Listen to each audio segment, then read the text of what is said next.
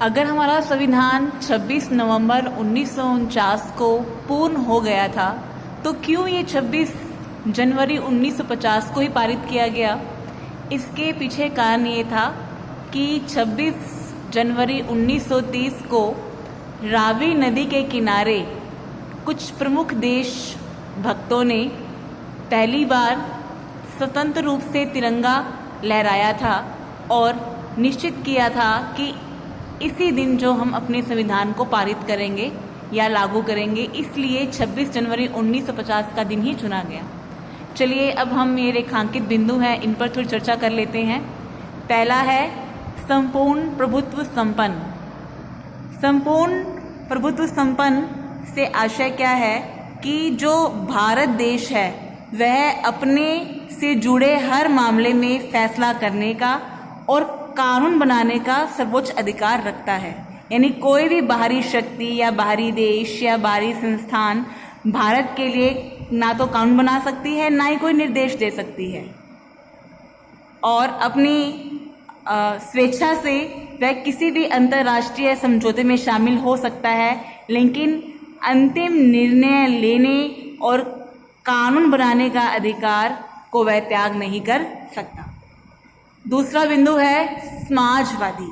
समाज से क्या आशय है कि जो भी देश की प्राकृतिक संपदा है, जैसे जल हो गया, जमीन हो गई, जंगल हो गए, खनिज हो गया, जो भी प्राकृतिक संपत्ति है वह देश के सभी निवासियों की साझी संपदा है। यानी किसी एक जाति का या किसी एक जो संस्था है उसका उस पर कोई अधिकार नहीं है, बल्कि लोगों के सामूहिक प्रयास से ये जो है फली फूली है, तो लोगों का संपूर्ण समूह का इस पर अधिकार रहेगा।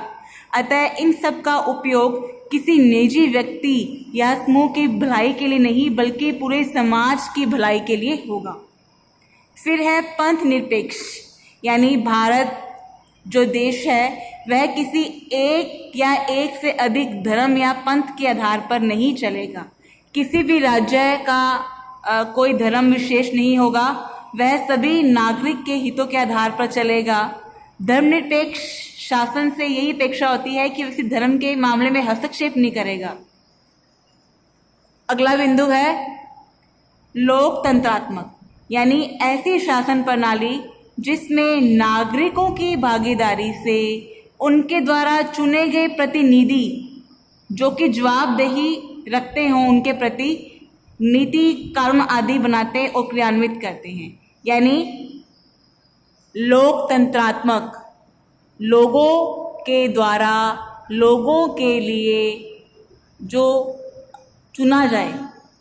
लोकतंत्रात्मक यानी कि पूरे लोगों के जो नागरिक हैं वही सब मिलकर के अपने लिए एक प्रतिनिधि चुनेंगे और वह प्रतिनिधि उन सब के प्रति जवाबदेही रखने वाला होगा, और जो भी नीति कानून बनाएगा वो सबको ध्यान में रखकर बनाएगा। उसके बाद अगला बिंदु है हमारा गणराज्य। गणराज्य का आशय यहाँ पर हम ले सकते हैं कि ऐसा राज्य जिसका सर्वोच्च अधिकारी वंशानुगत राजा ना हो। यानी कि हमारा जो भारत देश है यह किसी वंश के आधार पर एक राजा को या एक व्यक्ति को निर्धारित न करके लोगों के सामूहिक उनके द्वारा चुने गए जो प्रतिवक्ता है उसके आधार पर ही यह आगे चलेगा, ना कि किसी सर्वोच्च अधिकारी वंशानुगत राजा के आधार पर। अगला बिंदु है सामाजिक, आर्थिक और राजनीतिक न्याय। न्याय से क्या तात्पर्य रखते हैं कि जिसका जो हक या अधिकार है वो उसे मिले, और अगर कोई व्यक्ति उनका उल्लंघन करता है तो वह दंडित हो। इसमें न्याय किस प्रकार का हो? सामाजिक हो, आर्थिक हो और राजनीतिक हो। यानी कोई भी नागरिक जो है सामाजिक स्तर पर, आर्थिक स्तर पर और राजनीतिक स्तर पर भी उसके साथ कभी कुछ गलत न हो। फिर है स्वतंत्रता। कैसी स्वतंत्रता? विचार, अभिव्यक्ति, विश्वास, धर्म और उपासना की स्वतंत्रता। इसमें स्वतंत्रता से हम क्या आशय लेते हैं कि स्वयं निर्णय लेना और अपने जीवन को संचालित करना।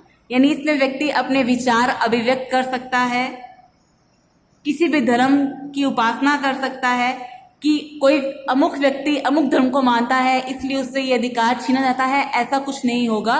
कोई भी व्यक्ति अपने विचार को अभिव्यक्त कर सकता है, धर्म को मान सकता है और उसकी उपासना कर सकता है। इस प्रकार की स्वतंत्रता हमारे देश में प्रत्येक व्यक्ति को, प्रत्येक नागरिक को मिलेगी।